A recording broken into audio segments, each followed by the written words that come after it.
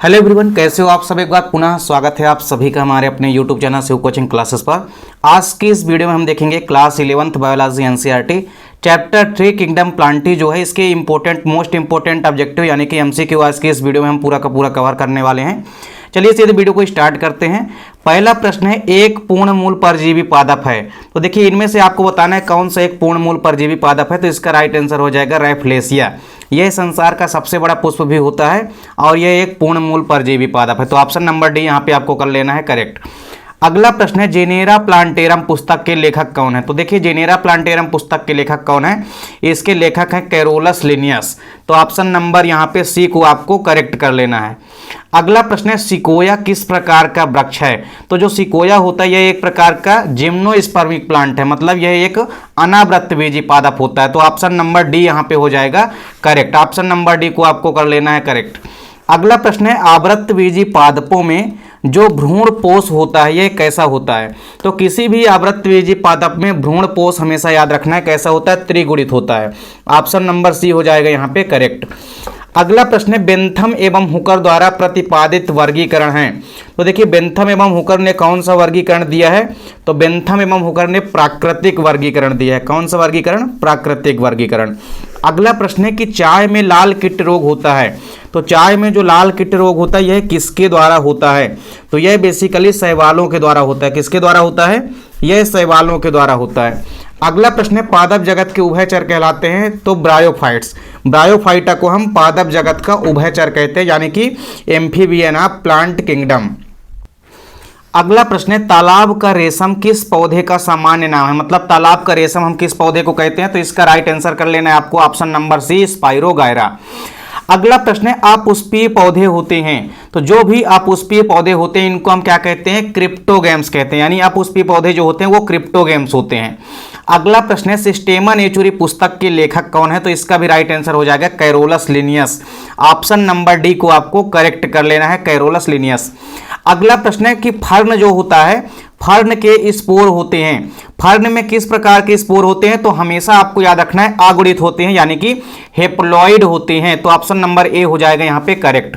अगला प्रश्न है, फर्न का जो प्रोथैलस होता है यह क्या उत्पन्न करता है। तो फर्न का प्रोथैलस जो होता है यह क्या उत्पन्न करता है, यह युग्मक उत्पन्न करता है, यानी कि गैमेट उत्पन्न करता है। तो ऑप्शन नंबर सी हो जाएगा यहाँ पे करेक्ट। अगला प्रश्न है, जिम्नोस्पर्म को हम नग्नबीजी पादप कहते हैं क्योंकि इसमें नहीं पाया जाता है। तो जिम्नोस्पर्म में क्या नहीं पाया जाता है। तो आपको याद रखना है अंडाशय भित्ति जो होती है एब्सेंट होती है। ऑप्शन नंबर डी यहाँ पे क्या हो जाएगा, करेक्ट हो जाएगा, अंडाशय भित्ति।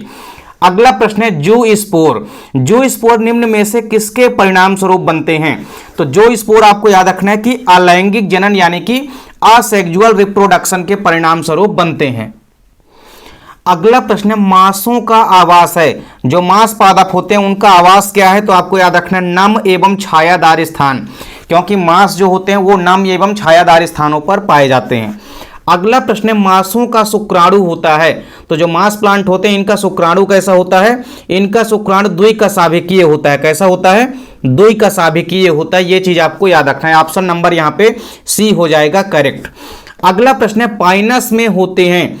तो पाइनस में देखिए यहाँ पे पंख युक्त लघु बीजाणु भी होते हैं, पंख युक्त बीज भी होते हैं और कवक मूल जड़ें भी होती है। यहाँ पे दिया गया ऑप्शन डी नंबर उपरोक्त सभी, यानी ये सभी। तो यहाँ पे हो जाएगा ऑप्शन नंबर डी, ये सभी। अगला प्रश्न है कि पाइनस की किस जाति से चिलगोजा प्राप्त किया जाता है। तो पाइनस की कौन सी जाति है जिसमें से चिलगोजा हम प्राप्त करते हैं। तो इसका राइट आंसर हो जाएगा पाइनस जेरार्डियाना। क्या हो जाएगा, पाइनस जेरार्डियाना। ऑप्शन नंबर डी हो जाएगा यहाँ पे करेक्ट। अगला प्रश्न है, बीज स्वभाव का उद्भव हुआ। तो बीज स्वभाव कहां से उद्भव हुआ। तो बीज सबसे पहले जो है टेरिडोफाइट से इनका उद्भव हुआ।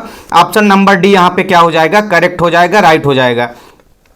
अगला प्रश्न है, वैस्कुलर क्रिप्टोगेम्स, यह संज्ञा किसको दी गई है।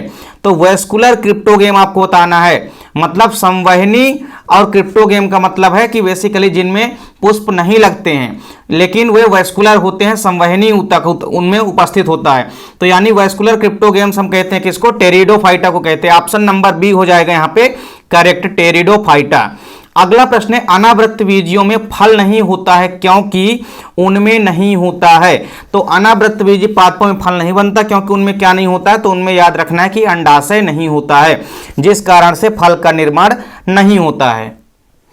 अगला प्रश्न है निवही शैवाल का एक उदाहरण बताइए। तो निवही शैवाल का एक उदाहरण कौन सा है, वॉलवॉक्स। तो वॉलवॉक्स इसको हम रोलिंग एल्गा भी कहते हैं, ये आपको याद रखना है। अगला प्रश्न है कि स्थल पर निवास करने वाले सर्वप्रथम पादप हैं, अर्थात ऐसे पादप जो सबसे पहले स्थल में आए। तो इसका राइट आंसर हो जाएगा ब्रायोफाइट्स। क्या हो जाएगा, ब्रायोफाइट्स। अगला प्रश्न है अनावृत बीजियों में बीजांड किस कारणों से नग्न होते हैं। ऐसा क्या कारण है कि बीजांड जो होते हैं वह नग्न होते हैं। तो देखिए यहां पे हो जाएगा अंडाशय भित्ति अनुपस्थिति। अंडाशय की भित्ति अनुपस्थिति होती है जिस कारण से बीजांड क्या होते हैं, नग्न होते हैं। अगर अंडाशय की भित्ति होती तो फल भित्ति का निर्माण हो जाता। अब जब फल भित्ति का निर्माण नहीं हो पाता है तो बीज नग्न अवस्था में रहते हैं।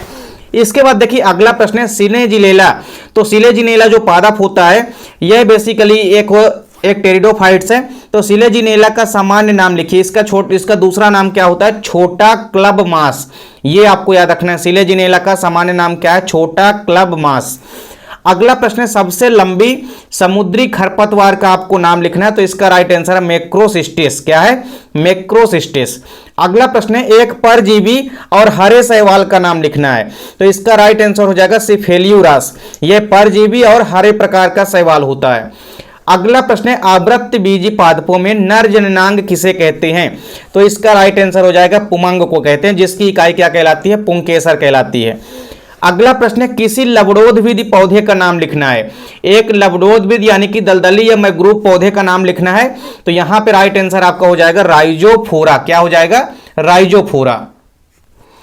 अगला प्रश्न है सर्पीलाकार हरित लवक किस शैवाल की विशेषता है।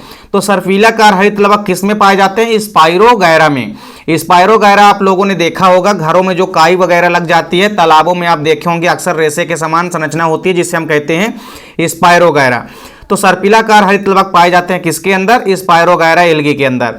अगला प्रश्न है टेरिडोफाइट्स का मुख्य पादप काय कैसा होता है। तो स्पोरोफाइटिक होता है। कैसा होता है, स्पोरोफाइटिक होता है। अगला प्रश्न है लाल शैवालों का जो लाल रंग होता है वह किस वर्णक के कारण होता है। तो लाल शैवालों का लाल रंग हमेशा याद रखना है फाइकोइरिथ्रिन वर्णक के कारण होता है। इसके बाद देखिए अगला प्रश्न है पौधों में दो प्रकार के बीजाणुओं का बनना क्या कहलाता है।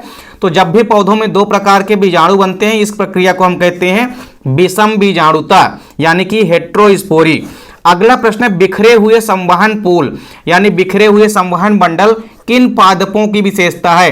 तो बिखरे हुए संवहन पूल जो है यह एक बीजपत्री पादपों की विशेषता होती है क्योंकि उनके अंदर वैस्कुलर बंडल या संवहन पूल बिखरे हुए होते हैं।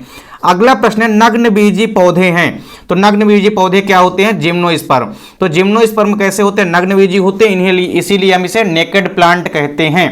तो उम्मीद करता हूं वीडियो पसंद आई होगी। वीडियो पसंद आए तो लाइक कमेंट जरूर कीजिए, साथ ही साथ दोस्तों के बीच ज़्यादा से ज़्यादा वीडियो को शेयर कीजिए। चैनल पे नए हैं तो चैनल को सब्सक्राइब जरूर कीजिए। मिलते हैं नेक्स्ट वीडियो में, तब तक के लिए जय हिंद, वंदे मातरम।